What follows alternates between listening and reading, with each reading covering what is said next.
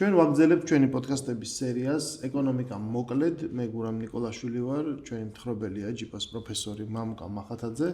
ჩვენ წინა ეპიზოდში ვილაპარაკეთ ბანკებზე, როგორც მთავარ ფინანსურ ინსტიტუტზე. ეხლა კი უნდა ვილაპარაკოთ იმ მთავარ მექანიზმზე, რითიც ბანკები საერთოდ არსებობენ, ხო? და რისთვისაც გაჩნდნენ ბანკები, თითქოს და ერთი შეხედვით სამართლიან ინსტრუმენტზე, ანუ ბანკი იძლევა ფულს, ყიდის ფულს ესე ვთქვა და ამ ფულს გააჩნია ფასი. ეს სხვათაშორის პირველად როცა გავიგე ბავშვობაში გამიკვირდა, რომ აი ფული თავისთავად არის რაღაცის ფასი და როგორ შეიძლება ამ ფულს კიდევ ცალკე ფასი კონდეს, ხო?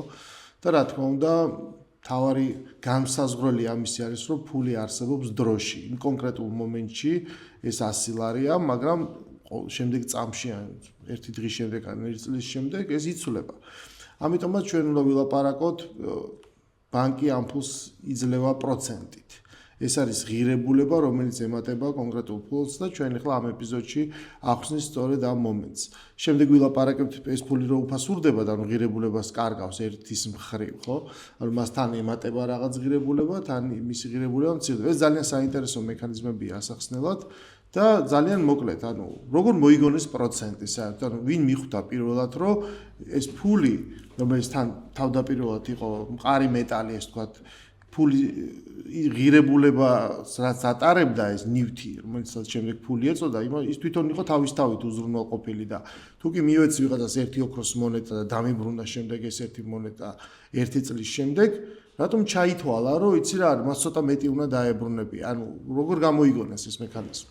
პირველ რიგში გავიხსენოთ ის ეპიზოდი, როდესაც ჩვენ საუბრობდით, რომ პერიოდულად ჩდებოდნენ დასპეციალიზებული, ასე ვთქვათ, მთელი შრეების, საზოგადოების.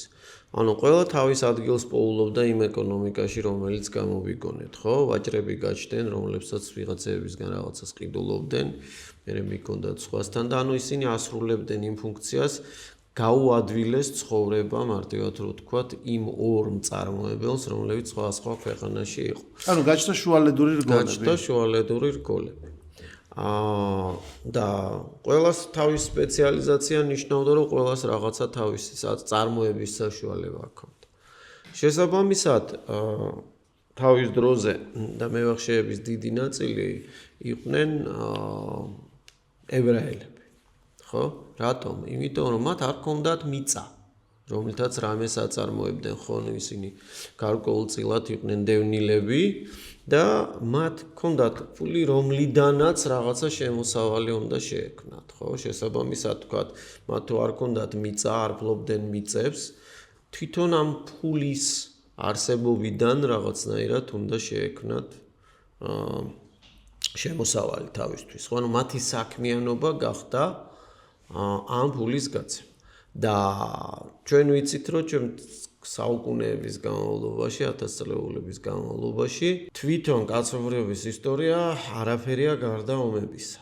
ამ ომების საწარმოებლად თითოეულ მეფეს, თითოეულ სახელმწიფოს ესაჭიროებოდა უზარმაზარი რაოდენობა ფული, საიდანღაც უნდა მოეტანათ, ხო? ძალიან მოკლედ რომ ვთქვათ, ჩვენ საქართველოს ისტორიაში სხვანაირად ვართ, ხო, მიჩვეული, რომ გვესხმის თავს მტერი, მერე მთელი მოსახლეობა გამოდის და იბძვის, გლეხი იქნება თუ თავადი, მაგრამ რეალობაში და ძირითადად ევროპაში ომი გამიჯნული იყო მშვიდობიანი ცხოვრებისგან, ქალაქისგან, ის იყო მწარმოებლური საშუალება, მოსახლე ბინადარი, რომელიც მიწაზე ცხოვრობს. ამიტომ ძირითადად ხო არც ომობდა და მისი განადგურებაც კარგი არ იყო, რას მოიტანდა, ხო, რაღაც გამონაკლისის შემთხვევებით ცხადი არსებობს, ზოგად პრინციპზე ვიძახი. აქედან გამომდინარე იყო პროფესიული ჯარისკაცი, ის უნდა დაგეკირავებინა, ამას კიდე მისთვის კიდე უნდა გადაგეხადა რაღაც, ხო? ადრეში მარილი იყო, მაგრამ ბოლოს ეს შევთანხმდით, რომ ბარტერი ჩაანაცვლა ფულმა. ამიტომ საჭირო არის ფული. ხო, აი ეს ფული ჭირდებოდა იმ დაქირავებული ჯარისკაცებისთვის. და რადგანაც ეს ფული მათ ჭირდებოდათ, დაქირავებული ჯარისკაცს საიდანღაც უნდა მოეტანათ და აქ, ასე ვთქვათ, გაჩნდნენ ის ადამიანები, რომლებმაც მეფეებს ასესხეს, ხო? მარტო მეფეებს არ არის, ჩვეულებრივ ნებისმიერ ადამიანს. უბრალოდ ჩვენ ველაპარაკეთ, რომ ბანკები, ვთქვათ, კლავიატურაზე ხელის დაჭერით გარკვეულწილად მხოლოდ რაღაცა ნაწილის უზრუნველყოფის გამო პრაქტიკულად ჰაერში იქნება ეს ფული, მაგრამ შემდგომში ეს ფული ასე ვთქვათ, უფასო არ არის, ანუ უფასო არაფერი არ არის ამ ქვეყნად.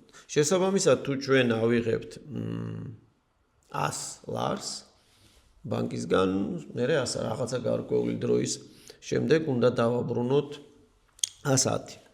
და პროცენტი ყველაზე მნიშვნელოვანი მომენტია, რომ ჩვენ აი ხშირად გვესმის ეს ეფექტური განაკვეთი,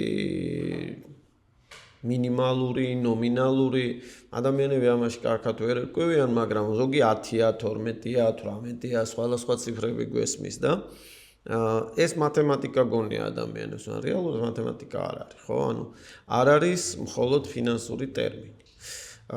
და პრობლემა იმისა, რომ თავის დროზე მევახშეობა მიიჩნეოდა ცოდვად და მევახშეებს გარკვეულწილად ორივეს დევნი და სახელმწიფოც და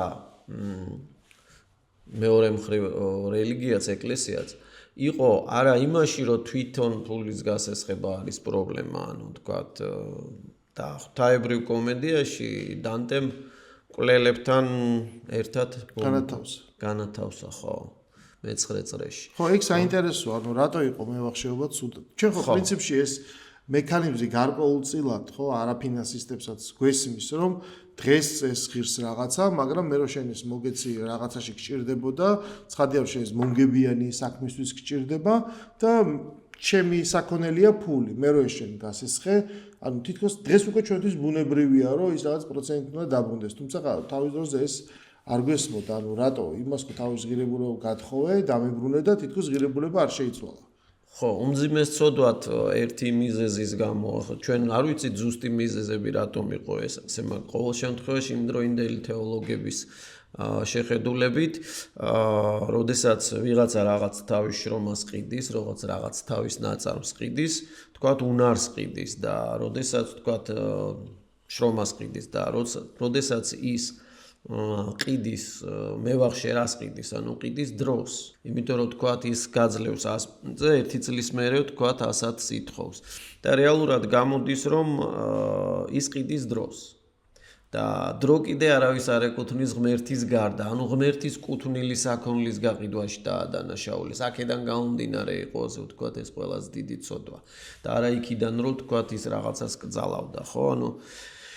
ანუ ადამიანი ყიდიდა რაღაცას, რაც მისი არ იყო და იყო ღმერთის. და თან იყო ცოტა აბსტრაქტული, აი რაღაც მოუხელთებელი, ანუ გაუგებარი იყო, როგორ შეიძლება გაყიდო დრო, ხო?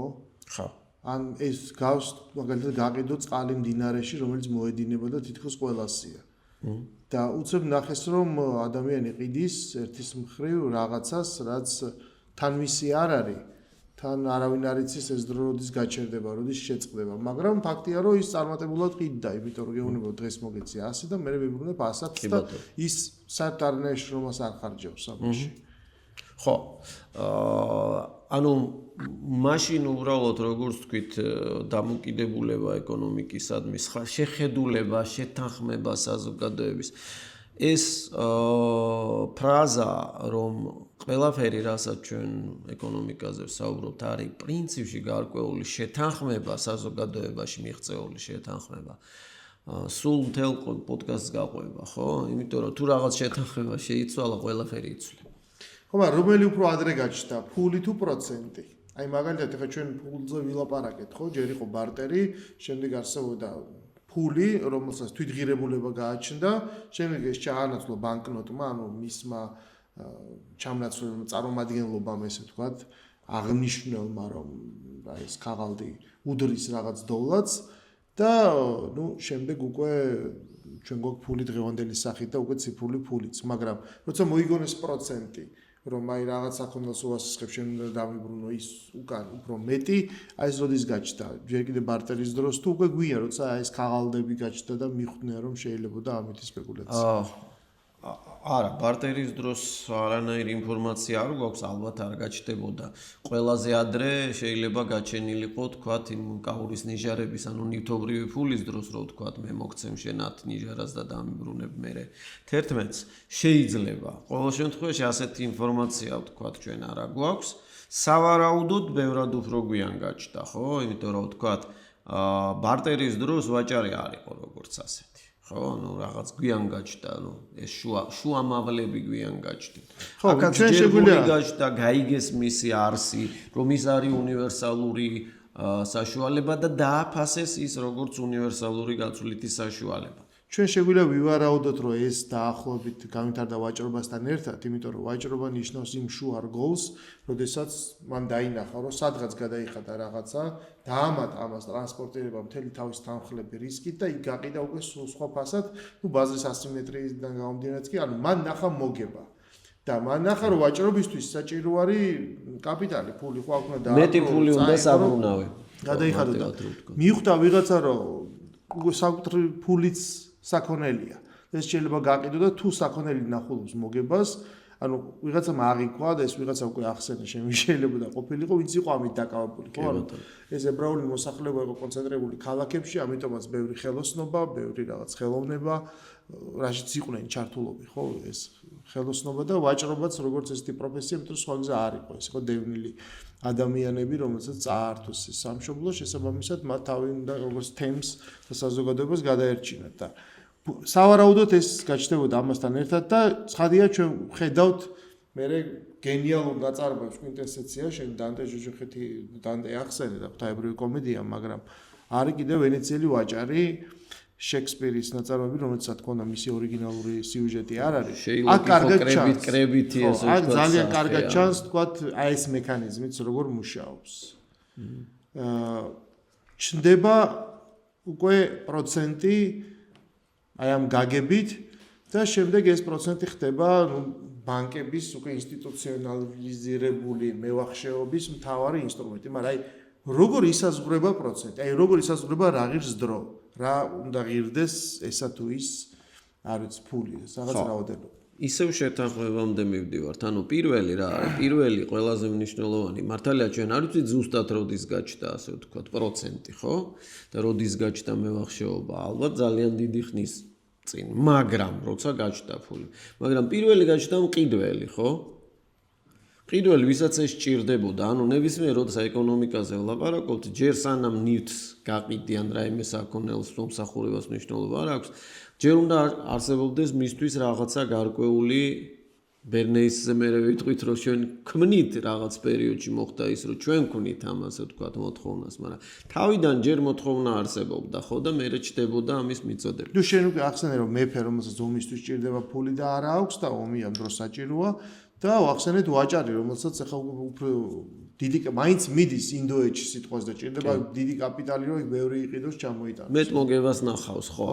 შესაბამისად, მან ის მიხვდა, რომ ვთქვათ, უფრო საბრუნავი კაპიტალის გაზდით ამას გააკეთებდა და პრინციპი რა არის? რა განსაზღვრავს, ხო? განსაზღვრავს ის ორი მომენტია, ხო, დღევანდელ სიტუაციაში. ერთი, რამდენად მე მიღირს რომ ავიღო ეს ფული, ანუ გავყიდო ის დრო, ხო? ანუ რამდენად მე მაქვს სურვილი იმისა, რომ გადავიხადო 5%, 10% თუ 15%. ვაჭრის შემთხვევაში ძალიან მარტივია, ვთქვათ, მე დავინახე, რომ ასიმეტრია ინფორმაციული მაძლევს საშუალებას, რომ 30%-იანი მოგება ვნახო. იქ წასვლით რაღაცის ყიდვით, აქ ჩამოტანით და აქ გაყიდვით, ხო? მაშინ შესაბამისად 30 ქვევით პლუს რაღაცა რისკები, ხო?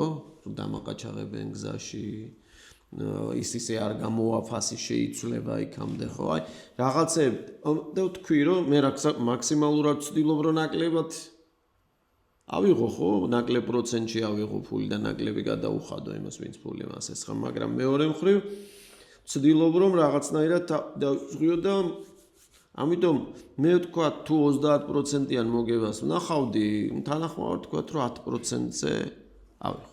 10%-ზე თუ შევთანხმდებით მე და თქვენ, მე მევახშე ვარ და შენ ვთქვათ, ფულის ამღები, მაშინ გამოდის, რომ ჩვენი შეთანხმება შედგა. ანუ შენ თანახმა ხარ იმას. მაგრამ ყურე, აი ეს განსხვავება სულ მოგება არ არის. ხო 20% თუ არაფერი არ მოხდება 30-სა და 10 შორის, ხო, რომელიც მე უნდა გადავიხადო. პირველი რომ ეს 20% თუ ყველაფერი იდეალურად ჩატარდება, არანაირი პრობლემა 20% რჩება ვაჭარს. მაგრამ არსებობს რისკი. ხო? დაყაჩაღების, რაღაც საკონლის გაფუჭების გზაში და უამრავი რაღაც. ამიტომ რეალური მოგება შეიძლება შემცირდეს, შეიძლება განოლდეს.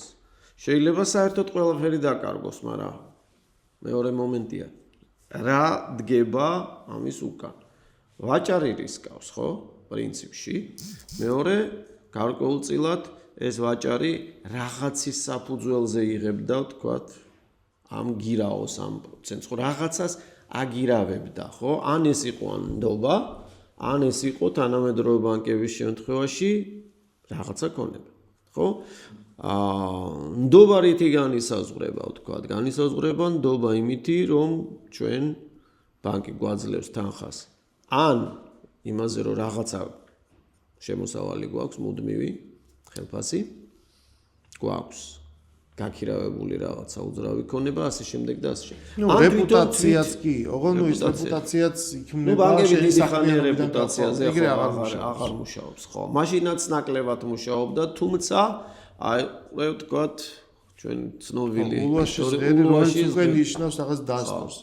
მაგრამ სხვა შორის იქ ძალიან საინტერესო წერია ის მოგონებებშია, რომელიც მამამისის დროს აღწერს და კაცმა სასამართლოში მივიდა და თქვა, რომ ვალი აქვს კაც შემოდა, როგორ რაც დაადასტურებოდა, ეგო უპირო კაცი იყო, არ ვენდობოდიო და ამიტომ აიო საბუთი გამოვართიო და ეს გაშლის ზღირსახოც და ზულოში ზღერს ამოიღებს, რომ წარმოიდგინე რომ ეს იყო ნდობა. ხო, ნუ ამის მაღალი იყო, საერთოდ სიტყვას ჰქონდა ფასი. ხო, ესეც ბიბლიური მიმიდან მოდის, რა ქვია. საფუძვლებიდან რომ სიტყვა კი უნდა იყოს კი. და იგივე შეილოგში ჩვენ ამას ვხედავთ, იმიტომ რომ იქ პირობა არის სიტყვიერი, მაგრამ ამ სიტყვას უკვე ვეღარ გადადიხარ. ხო, ძალიან აი ამ დამოკიდებულებებიდან შემდეგ ჩვენ ჩამოვდივართ უკვე დღევანდელ ძალიან მრავალგვერდიან ხელმოწერილ შეთანხმებებზე, რომელზეც უკვე ვეღარც კითხულობ. ხო, აი ეგ კიდე ცალკე საკითხია, მაგას მე ასე ვთქვათ დეტალურად განვიხილავთ, მაგრამ პრინციპი რა არის? პრინციპი ისევ კანემანს დაუბრუნდებით და დაუბრუნდებით ვთქვათ სისტემა ერთს. ხო, ადამიანის ხედვა, სოფხედველობა არის ლინეარული, წრფივი. ის ამ პროცენტს, რომელსაც შეგვიძლია დავარქვათ compound-ით, ხო? რთული პროცენტი. ვერ ხვდება. და ნუ ალბერტ აინშტაინს მიაწერენ ფრაზას, რომ რთული პროცენტია ეს compound-ით პროცენტი, რომელიც ზემოდან ედება და მრავლდება გეომეტრიული პროგრესიით, ხო? არის სამყაროს მერვე საოცრება და ყველა ამას ვერ ხვდება, ხო? არა, მე ვცადი გარკვევა და ძალიან გამიჭირდა და ბოლოს ვერც გავიგე, ანუ ხო, ბანკის პროცენტი რა არის, რომ ეს როცა ერთი წელია გასაგებია, თქო, აიღე 100 და აბრუნე 110.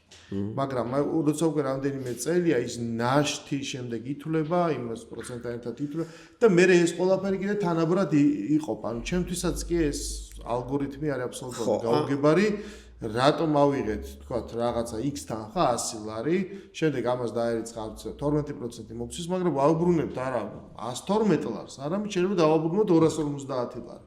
კი ბატონო, საქართველოში დაახლოებით 20 წლიანზე დაახლოებით 25 წლიანზე 2.5-ჯერ 3-ჯერ მეტი გამოდის იმ პრინციპალზე, ანუ ძირითად თანხასთან შედარებით. ნუ სხვა ქვეყნებში სხვანაირად, მაგრამ რატოა განსხვავებული პროცენტი, ხო? აი იმ რისკების გამო, ხო, რომელიღაც რაღაცა საქმიანობა მე თუ მაგალითად თქვათ ვაჭარი ვიყავი და ან გამსესხებელი ვიყავი, ვიცოდი რომ ვაჭარს რომელსაც აქვს კარგი რეპუტაცია, მივეცი ფული და ის 3 დღეში მიბრუნებს, მაშინ ამ 3 დღეში არ გამოვართმევდი ხო 15%-ს, ხო?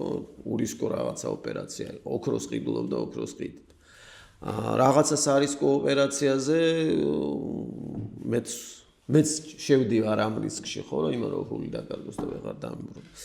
მაგრამ თავარი პრინციპული პრობლემა რა არის, რომ ჩვენ ასე ვითვლით, რომ თუ თქვათ მაქვს 10 ვაშლი და დასაბრუნებელი მაქვს 11, ვთვლი რომ 11 ვაშლი უნდა დავაბრუნო. მაგრამ დროს აღარ ვიღებ, ჩემი გონება აღარ თვლის, ანუ ის რომ ეს ზვავისებური პროცესია, ანუ compound-დან ემატება და ემატება ამას. ხო, ანუ ჩვენ გონია რომ მარტივად რო ვთქვათ, აი ვერ ხვდებიან ადამიანები, ჩვეულებრივი ადამიანები იმას, რომ რატომ არის კაცო ამდენი გადავიხადე და ჯერ კიდე არ დააკლდა ძირითად თანხას, ხო? ანუ ის არ ჩერდება ხო ის პული, ანუ ის მუდმივად ემატება. ამიტომ დასაწყისში, ასე ვთქვათ, თანხის შემცირება, ძირითად თანხის შემცირება პრაქტიკულად არ ხდება, ანუ გაყოფილი გადასახადები, რომელიც ყოველთვიური გავს გადასახადი, ის მაქსიმალურად აკლებს პროცენტს პირველ რიგში, რა.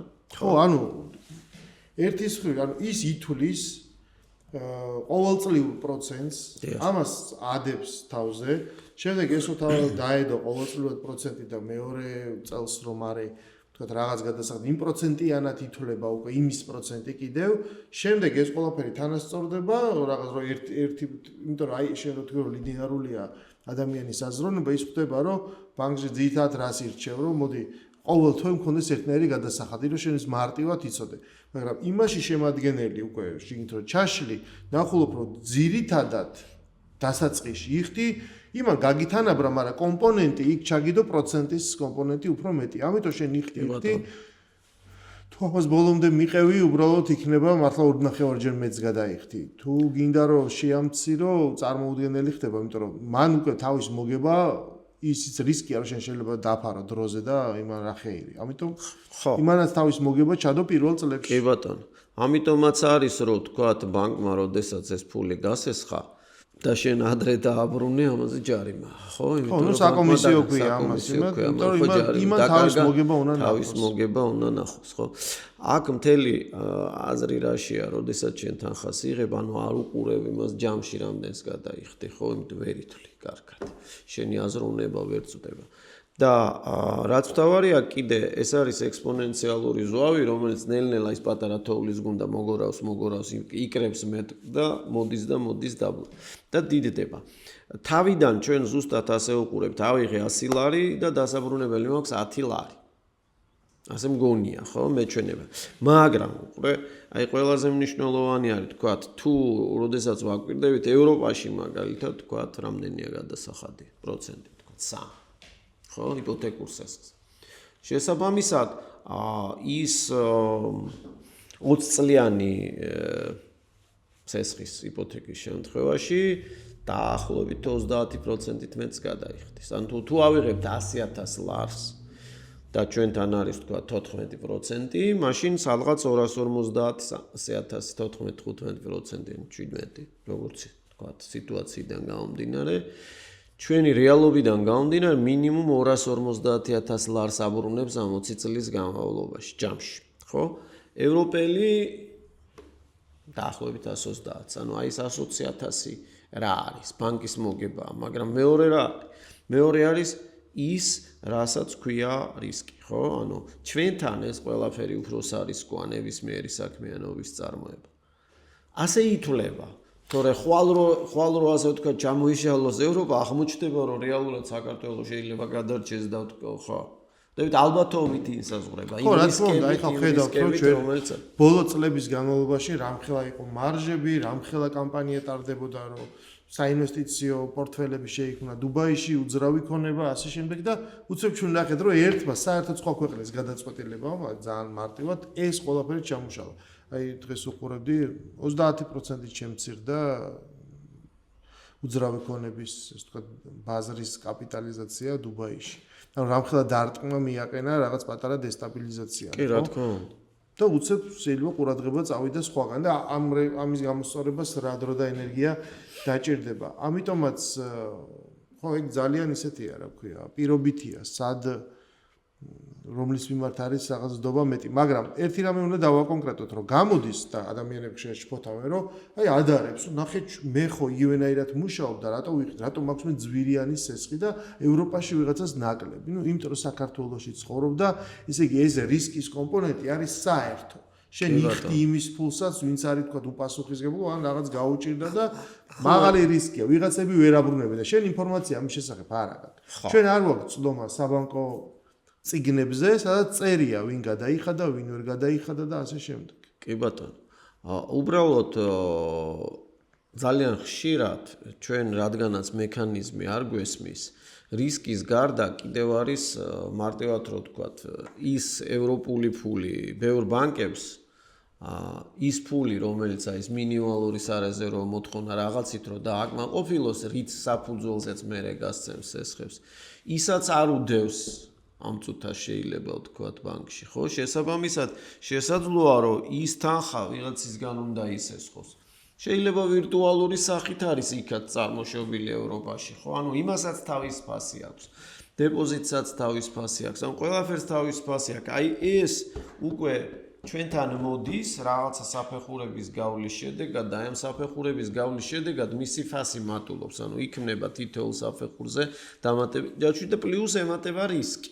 ანუ პრაქტიკულად ჩვენ მონაწილეობთ არა რაღაც კონკრეტულად სადღაც არსებული დოვლათის გადანაწილებაში და იქიდან რაღაც წილის აღებაში, არამედ ჩვენ უბრალოდ ვართ ჩართულები ერთით სისტემაში. ჩვენ ვართ სისტემის ნაწილი.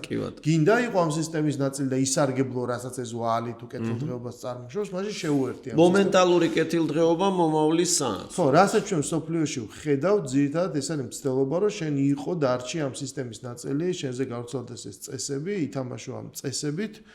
და ეს გაძლევ შენ, დღეს ამას ქვია, რომ ცივილიზებული ქვეყნების რიგში წერი ხარ. თორე ეს რეალურად რომ მიყვე, ბანკმა ჩამოიტანა ვალუტა, ის ვალუტაც იმ ქვეყნის სისტემაში იგივენაირად არის წარმოშობილი, ბოლოს მიხვალ სადღაც ალბათ ამერიკის შეერთებულ შტატებში ფედერალ რეზერვში და იქაც ეს ფული იქმნება ზუსტად ამდაგვარად. ხო, ეს არის ის ალქიმია, რაზეც ჩვენ ვილაპარაკეთ, მაგრამ ფაქტია, რომ ეს მუშაობს, ხო? ფაქტია, რომ ფული წარმოიქმნება, მას ერიცხება პროცენტი, ჩვენ არ გვესმის, მაგრამ ჩვენ გვეუბნებიან, რომ შენ იმას რაც ახლა გჭირდება, იღებ დღეს, სამაგეროდ ამას გამოიყენებ და მეტი საშუალება გექნება შემდეგ რომ ეს სწრაფად დააბრუნო, ვიდრე შენ რო ყველაფერი გეგროვებინა და ეს დრო გეხარჯა ამის დაგროვებაზე. რამდენად მოქმედებს აი ეს ფაქტორიც, რომ შენ გაქვს ილუზია, რომ კი, კაი ჯანდაბას ავიღებ ახლა მე ამ ფულს, მაგრამ მე უფრო სმარტი ვიქნები, უფრო სწრაფად გამოვიმუშავებ რაღაცას და დროზე ადრე დავაბრუნებ და მოვიგებ მე ამ დროს. დრო რომელიც გავყიდე, მე მაქვს საშუალება სადღაც ვითამაშო, რაღაცა ვიცი, რითაც ეს ფული მჭირდება, შემდგომ უფრო ადრე დავაბრუნებ და მოგებაში დავრჩებ. კაზინოში წეგრი არ შედიხარ? ხო, მოსაგებად შედიხარ, ხო, წასაგებად ხო არ შედიხარ. ანუ ადამიანი რაც უფრო რთულია მისი წფრივი აზროვნება ზუსტად მაგაში მდგომარეობს, რომ ის ფიქრობს, რომ თქვათ გარკვეულწილად ოპტიმისტურად ფიქრობს იმაზე, როდესაც ადამიანს ეს იღებს, ანუ ვიღაცა ახალ არ იღებს ეს, ანუ უფრო რაციონალური ადამიანი, უფრო პესიმისტი ადამიანი ნაკლებად აიღებს ეს, ხო? მეორე მხრივ ის ადამიანი, რომელსაც თქვა დღეს ურჩევნია ისა კეთილდღეობა მიიღოს და რაღაცა მომავალზე გადაწიოს, კი, ის ასეთი ტიპია, ხო? ანუ ისე ფიქრობს. მაგრამ ეგ ფიქრიც არ არის ბანკების საწინააღმდეგო. ეგეც აწყობს სისტემას, იმიტომ რომ ანუ ძალიან დიდი რესურსი იხარჯება იმაზე, რომ შენ შეგიქმნან აი დაახლოებით ეგეთი განწყობა, ეგეთი ვაიბი, რომ იფიქრე პოზიტივად, აი ცხოვრებას ესე მსუბუქად შეხედე, ყველაფერი გამოგივა, შენ პოზიტივისტურ განწყობაზე ძალიან დიდი რესურსი იხარჯება, რომ ეს განცდა ქონდეს. აი როგორც თავის დროზე ერთ-ერთ ყრილობაზე სტალინი ამბობდა, ცხოვრება გახდა უკეთესი, ცხოვრება გახდა უფრო მხიარული და კი, ანუ იცხოვრე ესე, ოცნება ახლოს არის, შენ ამას დაიჭერე, ანუ და მეორეს მხრივ შეხედო რატომაც არა, აი ამ მუდმივ თვლას, კაპიკზე დადებას, სადაც გოჭი ყულაბის გავსებას და ამის დაგროვებას და შემდეგ რაღაცის მიღებას, თუ არ ჯობია და ეს ბევრი წელი შრომას, აი ესეთი ცხოვრება. ჯობია. ამიტომაც მუშაობს სისტემა. ანუ ვიღაცაზე მუშაობს, ვიღაცაზე არა. მასისთვის ჯობია, იმიტომ რომ ის მასა პრინციპში გარკვეულწილად მოდი ესე შევხედოთ. ის რო ქირით ცხოვრობდეს და იპოთეკა არ აიღოს, ხო? პლუსიც აქვს ხო ამ სისტემას, ანუ იმიტომ რომ მაშინ მაგალითად შენ მიაქირავე ვიღაცას ის ბინა, მაგრამ შენ ცხოთ ქირით ეს ბინა რომელიც გააქირავე თავის დროზე იპოთეკური სესხით ააშენე, შეიძლება რეალურად ის ბინა გიხდის მერე, ხო? ქირას. ანუ მაშინ სხვის ქირას იხდი. არ არის ამაში ასე ვთქვა, ცუდი, მაგრამ მთელი პრინციპი რაზეა? მთელი პრინციპი არის აწყობილი იმაზე, რომ მომავალი კიდევ უფრო დაჩქარდებას და ხო, მოკლედ, ანუ რაც უფრო ჩვენ მეტს ვამბობთ, ამიტომაც მით უფრო შორს გავდივართ ხო, მომავალში. პრინციპში სხვა სისტემები დაინგრა, სადაც მაგალითად საბჭოთა სისტემა ხო ის იყო, რომ ისინი რევოლუციაც ამიტომ მოხდა, რომ ხედავდნენ, რომ ბევრი შუა რგოლია. ვიღაცები ბევრს მუშაობენ, ვიღაცები უბრალოდ ფლობენ საწარმოო საშუალებებს, რატო ესე მოდი გავასწოროთ და იქნება ბედნიერება. ამან არ იმუშავა. ეს დაინგრა. შესაბამისად, ეს სისტემა ჩვენ ვლაპარაკობთ, რაც შეიძლება ეს არის ალქიმია, ეს არის რაღაცა ჰაერიდან წარმოშობილი, მაგრამ მოიგონა ვიღაცამ სისტემა ფორმულა, რომელიც დღემდე მუშაობს, ადამიანები უმეტესობას ამის ჯერა, ენდობა, ესე აკეთებს. ნუ მე ვყავდა სხვადასხვა მეგობარი, რომელიც მაგალითად თვლიდა, უბრალოდ იმას რაღაც მაღალი შემოსავალი ჰქონდა, მაგრამ თვლიდა, რომ არ მინდა მე რა, ეს ვალს არ ავიღებ, აი შევაგროვებ, ესე ვიყიდი და რაღაცა ესე ახერხებდა ამის გაკეთებას, მაგრამ ეს მე მგონი გამონაკლისია. ამის მიუხედავად, ადამიანები ეს სისტემა რეალურად მუშაობს, მაგრამ მე აქ შევნიშნე ასე შემყვები ერთი მნიშვნელოვანი კომპონენტი, რომელიც გარეშეც ეს არის მუშაობს. ამას სჭირდება თუ კი ეს არის მუდმივად წარმოქმნილ ვალზე ლაპარაკი და ჰაერიდან შექმნილი ფულის ტრიალზე, გარდა ნდობისა, ამას სჭირდება რომ ზრდა უნდა იყოს უწყვეტი.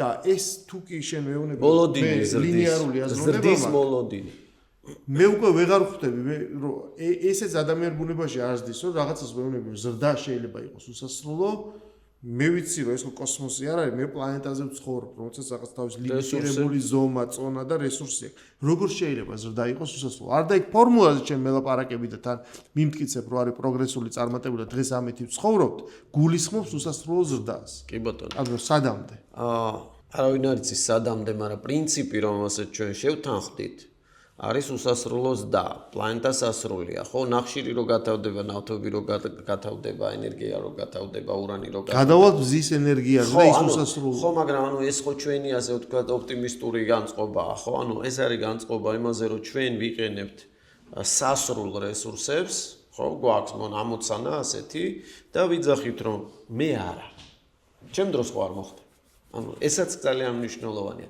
ჩვენი ცხოვრება ხო სასრულია აი ჩვენი აზროვნება არა მარტო უყურებს სამყაროს ლინეარულად, ხო? არამედ იმასაც ხვდება, რომ ის ცხოვრება სასრულია. კი უყვარს ის თავისი მომავალი თაობა, მაგრამ მაინც ეგოისტია. ხო, ანუ თავის თავზე ფიქრობს, მისი პრობლემა ხო არ იქნება 20 წელიწადში, ანუ 20 წელი ნავთობი ხო იქნება, 20 წელი ყველაფერი ეს რაც მუშაობს ხო იქნება. აქედან გამომდინარე ადამიანი ამაზე ფიქრობს, მაგრამ მოდი ვიფიქროთ იმაზე, თუ მარტივად როგორ ავხსნათ საიდან მოდის ეს პროცენტი, ხო? პროცენტი საიდან მოდის? პროცენტი ასევე საიდანღაც უნდა შეიქმნას, მაგრამ რომ შეიქმნას კუნძულზე თუ წარმოვიდგენთ, რომ 10 ადამიანია და გახსნეს ერთი ბანკი. ამ 10 ადამიანმა ისესხა 100 ლარი ბანკიდან. 10 ლარი ისესხა თითოეულ. დასაბრუნებელი აქვს 10 ლარი. ეს 11 ლარი ერთი წლის შემდეგ. ის 1 ლარი საიდან მოდის? დამატებითი ღირებულება რაც იქმნება. კუნძულია. გასაგებია, მაგრამ ნუ შექმნეს რაღაცაში ხო დაჭირდათ ეს ფული, ხო? რაღაცისთვის, რაღაცას ერთმანეთში გასაცვლელი. გავიგე, მაგრამ კუნძულზე ხო ის ხალხი რაღაცას აკეთებს. კუნძულია.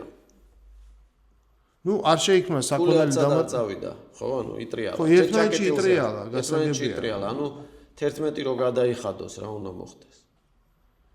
მაგ უნდა გამოუშვას მეტი ფული, რანაირად აბა.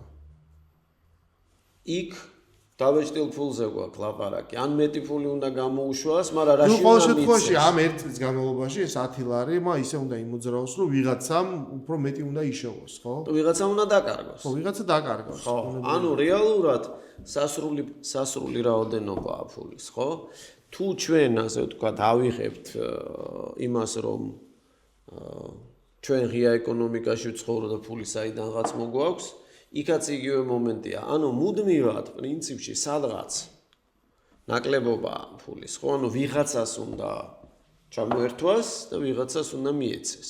ხო, ეს თვითონ ეს სისტემა იმ უთანასწორობას უწყობს ხელს და რაც მთავარია, ყველა საინტერესო ის არის, რომ როდესაც ჩვენ ლაპარაკობდით 30 წელზე ოქროს ხანის, მაშინ არავითარი კრიზისი არ მომხდარა და როდის იყო ბანკის სარეზერვო მოთხოვნები მინიმალური ყველაზე მაღალი მაგ დროს. ანუ რაც უფრო მეტი ფული შეიქმნება ჰაერიდან, მით უფრო იზრდება იმის საშიშროება, რომ ვიღაცას ძალიან მოაკლება, ვიღაცას ძალიან ანუ სხვანაირად რო თქვა, ყველასთვის მაინც ვერ ადამიანი შეიქმნება. წავიდა, აიღო კრედიტი ბანკში 100,000 დოლარი, ხო? წავიდა იყიდა ვიღაცისგან ბინა, რომელიც ასევე ბანკმა წინაზე ვილაპარაკეთ ამაზე. დააფინანსა და მას შექმნა, ხო, რაღაც დოლარი. ის ბინა შეიძლება დაჯდა იმის რეალური თვითღირებულება, ხო, აშენება 50,000. მაგრამ მას უთხრეს, რომ ეს ამდენი ღირს ან მეტი და ეს ფული აიღო და მან 20 წელი თუ 10 წლის შემდეგ რომ უნდა დააბრუნოს, ეს თავის დრო გაყიდა ამ ხრივ. ხო და მას აქვს რაღაც აქტივი, რომელიც ასევე სპეკულატიურად წარმოიქმნა, რომ ზუსტად ჩვენ არ ვიცით ის ფასი რა არის. მას ბანკის პროცენტი ადევს, ამშენებლის დეველოპერის მოგება ადევს. ყოველ შემთხვევაში ეს ტრანზაქცია რაღაც მომენტში განხორციელდა. და დროის განმავლობაში, როცა ბანკმა აი ეს შეკრა, ესე ვთქვათ, ეს კომბინაცია, ეს პაკეტი, გარკვეული დროის განმავლობაში დროის მიმდინარეობისას ეს ცესხებელი იხდის უკვე ამას თავის გადასახადს რეგულარულად და როცა დაამთავრებს და მას გონია რომ ეს ბინა აქვს, რომელიც ფასით შეცვლილი არის, ცოტაც სხვა აქვს, მას დათვლილი არ აქვს რეალურად მას ეს რა დაუჯდა. რა დაუჯდა ფინანსურად, რა დაუჯდა დროში. ამიტომ შეიძლება თუ არა მოვიაზროთ, რომ სწორედ ის არის, ის მაგიდის ბოლოში მჯდომის ადამიანი, ვის ხარჯზეც ეს ფინანსური არქიტექტურა აექო. კი. რა თქმა უნდა. ანუ ის კარგავს. ის მეც მუშაობს რეალურად ვიდრე იხდის. კი ბატონო. ანუ, როდესაც შენ სესხს იღებ და იხდი, ხო გამოდის რომ უკვე ის 8 საათი შენ თავზე აღარ აიხდინე დღეს. კი. მაგრამ ამაში გადაიხადე ფული. ამაში ფული არ გადაიხადე, შენი სიცოცხლის ნაწილი და ხო, რომელიც რაღაც ღირს, რაღაც რომელიც ბანკმა გითხრა რომ ეს დღეს ეს ღირს. კი ბატონო. ანუ აქ როგორი ერთი თამაშია ეგეთი ახსოვს მუსიკას რო უკრავენ და მუსიკა რო გაჩერდება სკამებზე რო უნდა დაჯდნენ ხო ანუ სკამი ყოველთვის ერთით ნაკლებია აი ამას ზირბილში მაგას გავს ხო რომ ანუ ყოველთვის სკამების რაოდენობა ერთით ნაკლებია ის კუნძულს თუ წარმოვიდგენთ ვიღაცა აუცილებლად უნდა დაკარგოს ვიღაცამ უნდა მოიმატოს ხო მოკლედ ჩვენ შეგვიძლია ეს პოდკასტი ეს ეპიზოდი დავასრულოთ იმიტომ რომ მე მგონი ეს პროცენტის ჯადოქრობა რაღაცა დავხსენეთ და დროში მე კიდევ დავჭირდება ხო კიდევ რაღაცები დავამატოთ და ვთქვათ მაგრამ აი ერთი უბრალოდ ბოდიში გაწყვეტინებ ყველაზე მნიშვნელოვანი მომენტია ეს ძალიან გავს ციყს რომელიც დარბის იმ ბორბალში ხო და უსასრულოდ უნდა ირბინო იმისათვის რომ თქვათ ეს პროცენტი დააბრუნო ხო თუ ჩერდები თუ ყველა ვალს აბრუნებს ბანკი მოგდა ხო? ამიტომ თუ გახსოვს ერთ-ერთი ბანკის რეკლამა რა არის? სლოგანი. არ გაჩერდე. არ გაჩერდე. ხო, ანუ შენ თუ მეორეცად ძალიან იგივეა, აქ და ახლა. ანუ ოცნება ეხა უნდა აიხდე. კი, ანუ აქ ლაპარაკი ზუსტად იმაზე არის, რომ ჩვენ როდესაც ვლაპარაკობთ, თქვა, აუცილებლად უნდა ვიცოდეთ და დარწმუნებული ვიყოთ იმაში, რომ ეს ყველაფერი მომავალი ასევე გაგრძელდება. შენ ახსენე დუბაი. დუბაიში თუ ქონების ფასის ზრდა იყო 6% და სესხი იყო 5%, გამოდის რომ შენ დიდრდებოდი, მაგრამ დაეცა 30%-ით. ხო, ანუ დადგა ის რისკი, დადგა ის რისკი, როდესაც ნაკლებია, რომ დადგეს ვიდრე იგი. კი ბატონო. როდესაც შენ გადაიხადებ თქვათ რაღაცა თანხა იმაში და ამ წუთას შენი გადახდილი თანხა რომელიც იყო $350,000 იმ ბინაში დღეს მისი ქონების ღირებულება და თვლიდი რომ ეს უკვე 400,000-500-ზე უნდა ასულიყო დღეს გახდა 200. ანუ გამოდის რომ შენ დაკარგე $150,000. ხო, მოკლედ საინტერესოა, მე მგონი ეს საინტერესო იქნება მსმენელისთვისაც და როცა ჩვენ ვლაპარაკობთ რომ თითქოს ვიღაცას შეიძლება მოეჩვენოს რაღაცა მარტივ რაღაცას ვიძახით. ეხლა დღეს უკვე თან ბევრი ადამიანი გაერკვა რაღაცებში და ესეთი აღარ არის, როდესაც თქვა საბჭოთა კავშირი დაინგრა ხალხმა. ნუ აი პირდაპირ ეთყობა რომ თაღლითური სქემები ამაში თელი ფული დააბანდა ჩვენ ხო გვახსოვს ეს გაკეთებული. დღესაც გრძელდება ხო? ასე შემდეგ და სხვათა შორის ერთ-ერთი დიდი ხაფანგი რაზეც აი მასობრივი ფსიქოლოგია ჩავარდა, იმიტომ რომ არ იცოდა, აი თუ გახსოვს 2012 წლის არჩევნებისას არსებობდა ეგეთი ფრაზა, ხო, უფასო ფული, ანუ ერთ-ერთი დაპირება იყო უფასო ფული. და უმეტესობამ და შემდეგ სხვათა შორის ძალიან საინტერესოა საზოგადოების თავი რომ პროგრესულად მოაქვს იმ ნაწილმა, ამაზე დღემდე იცინის და ქილიკობს. იმიტომ რომ ეს მათაც კი გაიგეს, ან ყოველ შემთხვევაში ესე მოიჩვენა და დაპირება იყო უფასო ფული ნიშნავდა უფასოდ ფულის დარიგებას, ანუ უფასო ფული, აი რომ ეს ფული პირდაპირ მაძლევ. უფასო D ერთი ჯადოსნური ასო და D არის ხო. ფული უფასო. ანუ სიამოვნებაში ეს უფასო ფული ნიშნავს რომ ფულს გაძლევ, მაგრამ ზედ ფასს არ გახტევინებ, მაგრამ ის ფული უნდა დააბრუნო. უფასოდ რომ ფულს გაძლევ, ეს კენიშნავს რომ ჩუქნი. ანუ უპროცენტო ფული აღიქვეს ჩუქებად. ეს მეტყველებს სხვათა შორის იმ მდგომარეობას და ეს გარკვეულ ნაწილში დღემდეა ეს დარჩენილი, როგორც თითქოს შეუსრულებელი დაპირება და ეს მეტყველებს კარგად ადამიანების და მით უმეტეს მასობრივი ადამიანის გათვითცნობიერების დონეზე და ფსიქოლოგიაზე. ყოველ შემთხვევაში ფულსაც ერთის მხრივ ფასი აქვს, მაგრამ მეორეს მხრივ აქვს ღირებულება, რომელიც მცირდება, აქტივსაც ესევე, ამას უკვე ინფლაცია ეწოდება და ამაზე შემდეგ ეპიზოდში ვილაპარაკებთ.